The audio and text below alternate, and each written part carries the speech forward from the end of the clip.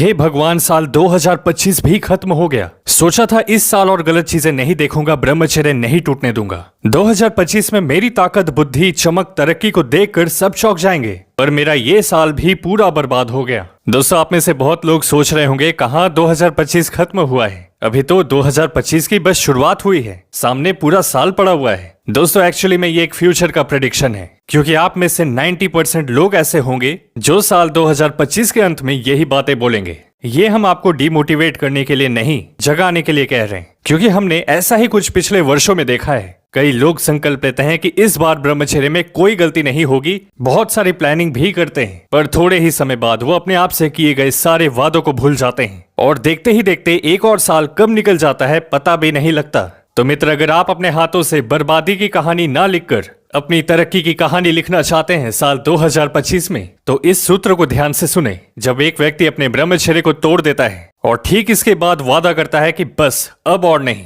इसके बाद अपनी ऊर्जा को बर्बाद नहीं करूंगा, अश्लील चीजें अब से नहीं देखूंगा, तब तो उसका शरीर और मन कमजोर स्थिति में रहता है। और ऐसी कंडीशन में व्यक्ति जो भी वादे करता है वो आपके काम नहीं आते। जैसे अगर कोई आदमी बीमार है तो वो कार्य नहीं कर पाता, पर स्वस्थ होने के बाद वो आदमी फिर से अपने कार्य को करने लगता है। ब्रह्मचर्य तोड़ने के बाद, अपनी कीमती वज्र को खोने के बाद शरीर भी वैसे ही बीमार हो जाता है, पर जब दोबारा वज्र धातु बढ़ने लगती है तो शरीर फिर से बलवान और ऊर्जा से भरा हुआ लगता है। यानी आपकी शक्ति का संबंध सीधे आपके वज्र से जुड़ा है। इसलिए तो आपने प्राचीन समय के ब्रह्मचारियों के बारे में ये पढ़ा होगा, जहाँ कोई ऋषि मुनि कई दिन बिना खाए पिए तपस्या कर रहे हैं, तो दूसरी तरफ ऐसे योद्धा भी रहे जो कई दिन बिना थके मैदान में डटे रहे, और ऐसे महात्मा जो आत्मज्ञान के लिए हर मौसम, हर परिस्थिति में अपनी साधना को जारी रखते। ये सब चमत्कार कई वर्षों तक ब्रह्मचर्य पालन करने से ही संभव हुआ है। उनकी ऊर्जा का संपूर्ण ओजस में विकास हुआ। दोस्तों, कई लोगों को लगता है कि हमारे शरीर में जो वज्र बनता है उसकी मात्रा अगर बढ़ जाए तो रात्रि दोष हो ही जाता है, तो ब्रह्मचर्य तोड़कर इसे खुद ही निकाल दो, कोई नुकसान नहीं।